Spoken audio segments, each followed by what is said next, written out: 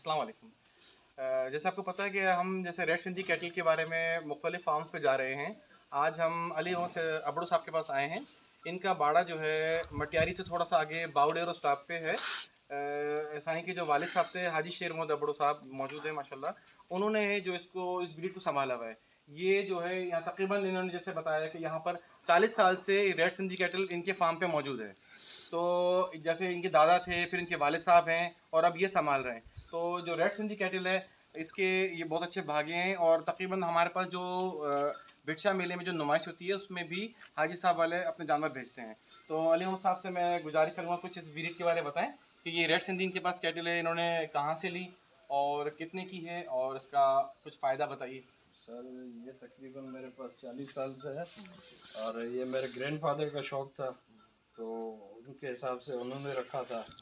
उनकी तो डेथ हो गई, तो अभी हम उनका सिलसिला जो है वो चला रहे हैं उसी हिसाब से। मकसद सर आपका क्या है, इसको दूध के लिए रखना चाहते हैं या गोश्त के लिए रखते हैं आप लोग? शौक के हिसाब से। खूबसूरती जो है इसके अंदर, जैसे आप देखते हैं कि रेड सिंधी जो है, जैसे कहते हैं कि ये यानी कि रेड सिंधी लाल सिंधी गाय है ना। इसका ये आप शान देख सकते हैं कि ये इसका मेल है, जिसके आप सींग देख सकते हैं। इसका जो स्ट्रक्चर आप देखें गोल है, इसकी झालर देखें आप, इसकी खूबसूरती है जिसकी वजह से साईं वालों ने इसको रखा हुआ है। हम अगर इस पर थोड़ा काम करें, इसके ऊपर हम थोड़ा सा ग़िज़ा पे तवज्जो दें तो हम इसमें पैदावार बढ़ा सकते हैं। क्योंकि ये जो है हमारी मिल्क ब्रीड है ना, मिल्क ब्रीड है ये, इससे हम दूध की पैदावार बढ़ा सकते हैं। और इसमें जो है रेजिस्टेंट पावर भी ज़्यादा है, क्योंकि रेड सिंधी कैटल जो है ये हमारे पास गर्म इलाके में भी पाई जाती है और ठंडे इलाके में पाई जाती है। तो यानी कि इसके अंदर सलाहियत मौजूद है कि ये मौसम को बर्दाश्त कर सकती है।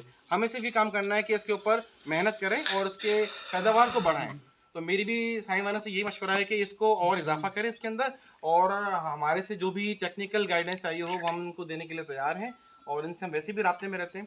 और आपका भी सर यही अगर मशवरा है तो बताएं कि जो ये रेड सिंधी के जो ब्रीडर्स हैं उन्हीं को आप मशवरा देना चाहें इस ब्रीड को रखने के लिए। सर ये देखें ना, अभी हमारे सिंध से ये नस्ल तकरीबन ना होने के बराबर है, तो बेहतर है लोग शौक करें, इस पे काम करें, नस्ल बढ़ेगी हमारी।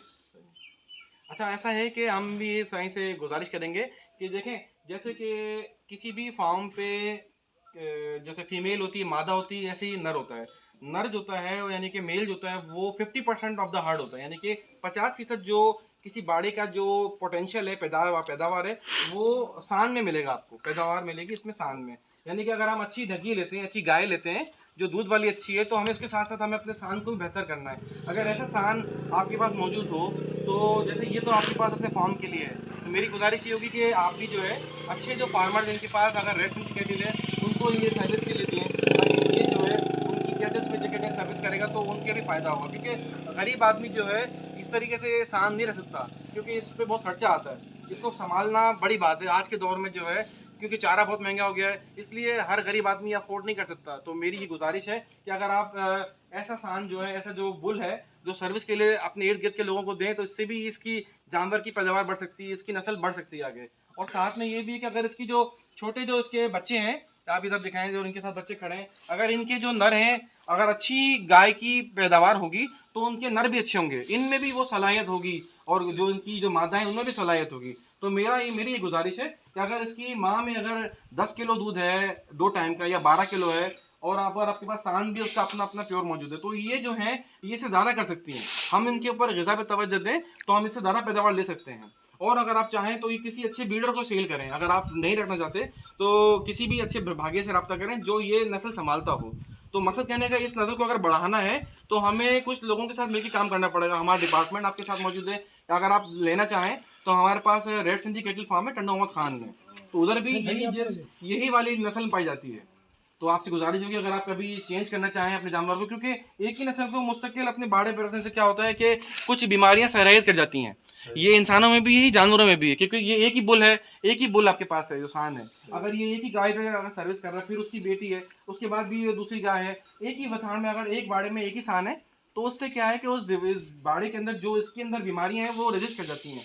तो ये मशवरा है कि हर 2 या 3 साल बाद जब आपका सान बूढ़ा हो जाए या बड़ा हो जाए तो आप इसको रिप्लेस करें, और ऐसे ही किसी फार्म से सान लेकर आएं जिनके पास यही नस्ल की गाय मौजूद हो। तो उससे क्या हो कि आपकी जानवर की पैदावार बढ़ेगी और इसमें जो है बीमारी का भी रेशो कम हो जाएगा। गाइडलाइन आपकी मिलेगी तो इंशाल्लाह। इंशाल्लाह।